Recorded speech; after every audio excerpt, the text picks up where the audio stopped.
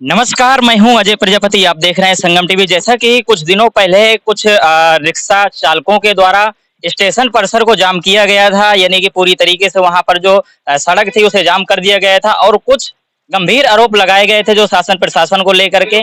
आज इस गायत्री तपो होम पर मौजूद हैं और यहाँ देखेंगे कई रिक्शा वाले हैं, जो है पूरा रिक्शा संघ यहाँ पर मौजूद है। जो उस समय संरक्षक रिक्शा संघ के जो संरक्षक थे वो मौके पर नहीं थे, लेकिन आज यहाँ पर हैं। उनके द्वारा जो मीटिंग बुलाई गई है, जो आरोप लगाए गए थे वो कहीं न कहीं जो है देखे जा रहे थे कि निराधार हैं, जिससे जो काफ़ी कई लोगों के द्वारा जो आपत्ति भी जताई जा रही थी। लेकिन कुछ लोगों के द्वारा ये आरोप जो लगाए गए थे, उसके लिए जो है स्पष्टीकरण भी यहाँ देने की बात जो सामने आई है। और चलते हैं ज़रा उनसे बातचीत करने का प्रयास करते हैं, जो आज की जो बैठक रही, क्या मुख्य उद्देश्य बैठक का और किस प्रकार से जो आरोप थे, देखेंगे। हमारे साथ में रिक्शा संघ के जो संरक्षक हैं, इनसे पहले बातचीत करने का प्रयास करेंगे। आज आपके द्वारा जो है एक बैठक बुलाई गई है, जो इसमें किस प्रकार से जो दिशा निर्देश किए गए हैं? आज जो ये आवश्यक बैठक हमारे रिक्शा एसोसिएशन संघ की बुलाई गई है, ये गायत्री प्रांगण पे, उसका मूल उद्देश्य ये है कि बीते दिनों डग्गा मार वाहनों और टैक्सी वालों को लेकर परेशान थे रिक्शा यूनियन के लोग, रिक्शा वाले। तो उनको उनकी परेशानी को देखते हुए संगठन के कुछ लोगों ने, कुछ पदाधिकारियों ने स्टेशन मार्ग पर जाम मतलब धरना प्रदर्शन करके वहाँ पे कुछ बयानबाजी की, नारेबाजी की, जो निश्चित रूप से संगठन की मर्यादा के खिलाफ है। हमारे संगठन का उद्देश्य किसी की भावनाओं को ठेस पहुंचाना नहीं है। हमारे संगठन के उन पदाधिकारियों ने किनके बहकावे में, किनके उस्कावे में आकर इस तरह के गैर जिम्मेदाराना बयान दिया है, जो कि कहीं भी सत्यता नहीं है, प्रमाणित नहीं है। और जिला प्रशासन के खिलाफ जिस तरह की उन्होंने बयानबाजी की है, वो निंदनीय है। मैं उन बयान का खंडन करता हूं और अपने संगठन के उन पदाधिकारियों को इस नगर कार्यकारिणी से निष्कासित करते हुए 1 सप्ताह का समय दिया गया है कि 1 सप्ताह में आप अपना स्पष्टीकरण दें कि आपने किसके कहने पे इस तरीके के बयान दिए, जिससे संगठन की मर्यादा भी खराब हुई और समाज में उन प्रशासनिक अधिकारियों को भी भावनाओं को ठेस पहुंचाया। ये किसके कहने पे आपने किया है, उनको 1 सप्ताह का समय दिया गया है। 1 सप्ताह में वो अपना स्पष्टीकरण देंगे और आज इस नगर कार्यकारिणी को सैकड़ों सदस्यों की सहमति से भंग कर दिया गया है। बिल्कुल देखा, जो अभी तक यहाँ पर जो भी पद दिए गए थे यहाँ रिक्शा चालकों को, कहीं न कहीं एक पूरी कार्यकारिणी का गठन पहले किया गया था और लगातार चल रहा था। लेकिन उस घटना के बाद से जो है उस कार्यकारिणी का भंग पूरा जो गठन हुआ था भंग कर दिया गया है। अब यानी कि कार्यकारिणी पुनः जो नए सिरे से रहेगी। चूंकि हमारा उद्देश्य इस कार्यकारिणी का गठन करने का उद्देश्य, इस संगठन को संचालित करने का जो हमारे प्रदेश अध्यक्ष जी का निर्देश है या उनकी जो मंशा है, वो ये है कि हमें अपने अधिकारों की लड़ाई लड़नी है, अपना अधिकार मांगना, अपना हक मांगना है, ना कि हमें किसी की भावनाओं को ठेस पहुंचाना है। तो इस तरीके के कृत्य करने वाले गैर जिम्मेदार पदाधिकारियों को रखने की हमको जरूरत नहीं है। ऐसे ही हमारे तमाम साथियों की सहमति थी कि भैया जो भी व्यक्ति संगठन के विरुद्ध जाके कार्रवाई करता है या अनैतिक बयानबाजी करता है, उनको संगठन में न रखा जाए, इसलिए उनको हटा दिया गया। अब नए जिम्मेदार पदाधिकारियों को इसमें जोड़कर 1 सप्ताह के अंदर नगर कार्यकारिणी का पुनः गठन किया जाएगा। हमारा संगठन सुचारू रूप से पहले की तरह संचालित रहेगा, लेकिन हाँ, जो कमियां इस बार हुई आगे पुनरावृत्ति न हो, इसलिए चुनिंदा पदाधिकारियों को ही जिम्मेदारी सौंपी जाएगी। जो देखा गया था, जो पूरा कारण था, तो जो डग्गा मारो वाहनों की बात सामने आ रही थी कि डग्गा मारो वाहन स्टेशन परिसर पर जाते हैं और रिक्शा वालों को सवारियां नहीं मिल पाती हैं। तो क्या इसका निदान हो पाया कुछ? जी, डग्गा मार वाहन निश्चित रूप से बहुत बड़ी समस्या है। मैं आपके माध्यम से जो हमारे पदाधिकारियों ने गलती की है, मैं उसको वापस लेते हुए, उस बात का खंडन करते हुए मैं जिला प्रशासन से भी मांग करता हूं और स्थानीय प्रशासन को भी अवगत करा देना चाहता हूं कि निश्चित रूप से रिक्शा वालों के लिए डग्गा मार जो स्टेशन परिसर पर पहुंचते हैं एक बड़ी समस्या है। चूंकि जो 10 रुपए वो स्टेशन से और बस स्टैंड तक का ले लेते हैं और डग्गा मार वाहन जो हमीरपुर तक जाते हैं वो स्टेशन से ही 20 रुपए में सवारी लेके हमीरपुर छोड़ते हैं। तो निश्चित रूप से इन गरीबों का जो पेट चल रहा है 10 रुपए में, वो मारा जा रहा है। तो ये उनके अधिकार की लड़ाई है, लेकिन ये लड़ाई हमारी डग्गा मार वाहनों से थी, प्रशासन से नहीं थी। हम प्रशासन से आग्रह करते हैं, प्रशासन हमारी समय समय पे मदद करता है और हम आगे भी उम्मीद रखते हैं कि हमें इंस्पेक्टर साहब ने आश्वस्त भी किया है कि हम इस समस्या को जल्द निस्तारित कर देंगे। लगातार ये भी देखा जाता है, जो रिक्शा है सवारियों ढोने के लिए है, लेकिन सवारियों के अलावा भी जैसे सीमेंट हो गया या सरिया हो गई, एंगल वगैरह बहुत सारी ऐसी चीजें लेकर के जाते हैं जो पूरी तरीके से अनलीगल है। इस पर क्या कार्रवाई आपके द्वारा? जी, बिल्कुल अनलीगल है, लेकिन कस्बे में रिक्शों की भरमार इतनी ज़्यादा है कि पर्याप्त मात्रा में सवारी नहीं निकलती है, तो हो सकता है मजबूरी में कुछ लोग ऐसा कर देते हों। लेकिन हमने आज भी मीटिंग की है तो सख्त हिदायत दी है कि ट्रैफिक नियमों का पालन करें, नाबालिग बच्चा गाड़ी ना चलाए और शराब के नशे में या गांजे के नशे में कोई भी व्यक्ति रिक्शा ना चलाए। रिक्शे को रोड में साइड में खड़ा करके ही सवारी को चढ़ाएं और उतारें। अगर इन नियमों का पालन नहीं करते हैं लोग, तो मैं बिल्कुल स्वतंत्र हूँ और निश्चित रूप से चाहूंगा कि ऐसे लोगों के विरुद्ध प्रशासन अपनी कार्रवाई करे। संगठन प्रशासन के साथ खड़ा मिलेगा, गलत व्यक्ति के साथ संगठन कतई नहीं देगा। बिल्कुल, कहीं न कहीं ये भी देखा जाता है कि जब बराबर गाड़ियाँ चल रही होती हैं तो रिक्शा वाले आते हैं, अचानक से एकदम जो है लेफ्ट राइट कुछ भी नहीं देखते हैं, ना ही इंडिकेटर का प्रयोग किया जाता है और लगातार जो है सवारियाँ देख करके उस तरफ सवारी की तरफ मोड़ दिया जाता है। मैं इसमें ये भी चाहूँगा कि कहीं न कहीं इन्हें जो है सप्ताह का 1 दिन का समय निकाल कर इन्हें जो है प्रशिक्षित भी किया जाए। जी बिल्कुल, यातायात माह चल रहा है।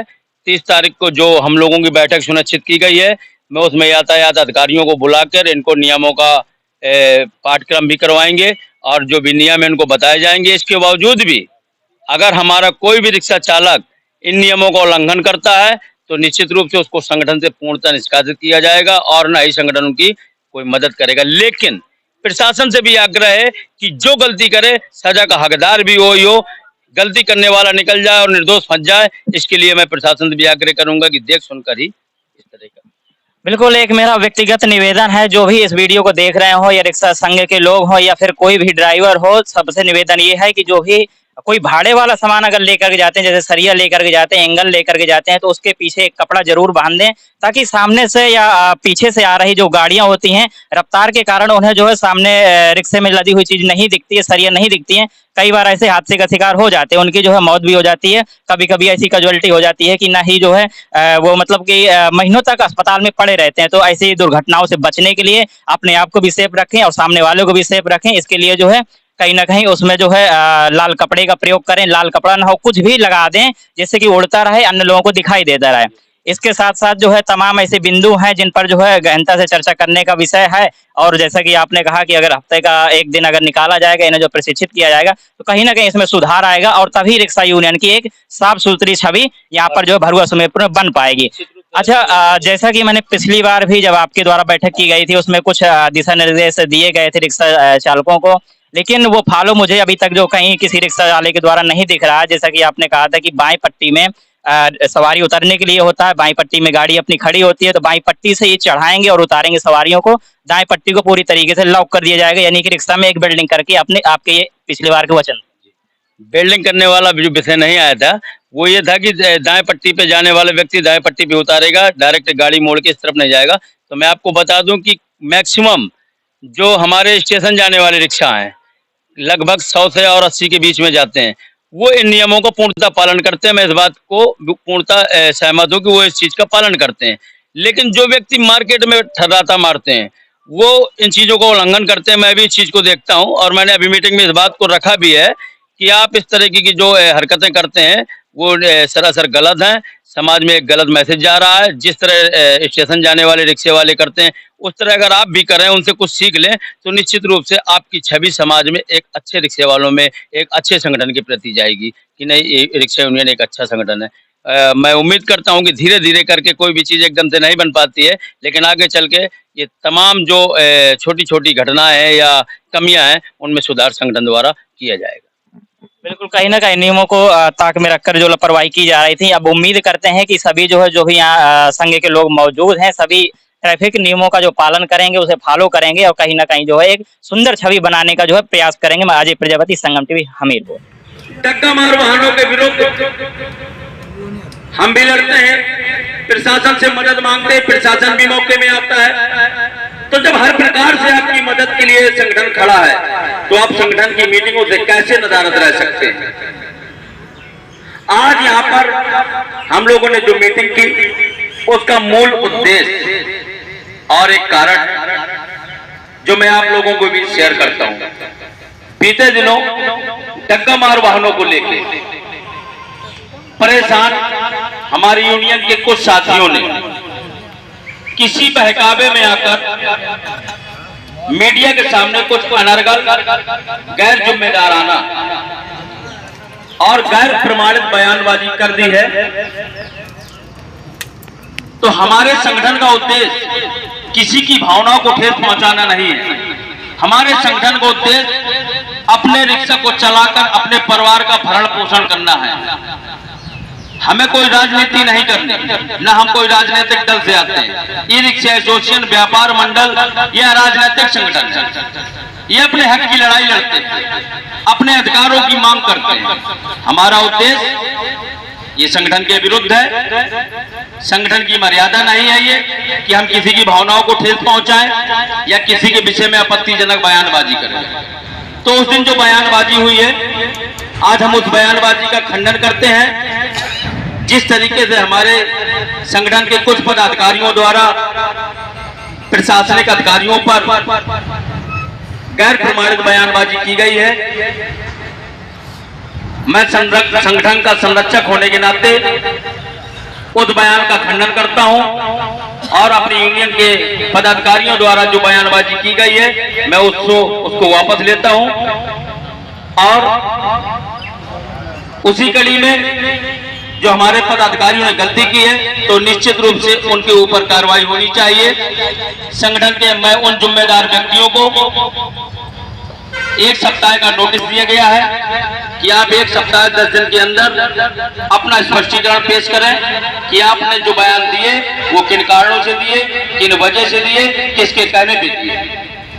और तत्काल प्रभाव से सैकड़ों सदस्यों की सहमति से नगर कार्यकारिणी ई रिक्शा एसोसिएशन को भंग कर दिया जाता है अभी।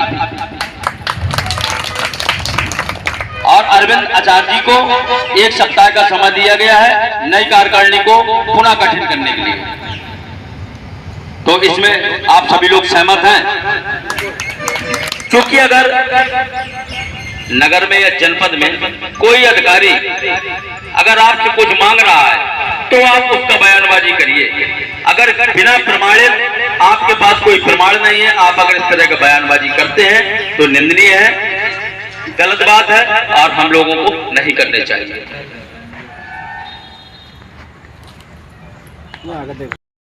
अगर आपको हमारा वीडियो पसंद आया हो तो हमें लाइक करें, सब्सक्राइब करें और ज्यादा से ज्यादा शेयर करें। और हाँ, बेल आइकॉन दबाना ना भूलें ताकि हर खबर का अपडेट आप तक पहुंचे तुरंत। आप हमें इंस्टा, ट्विटर और फेसबुक पर भी फॉलो कर सकते हैं।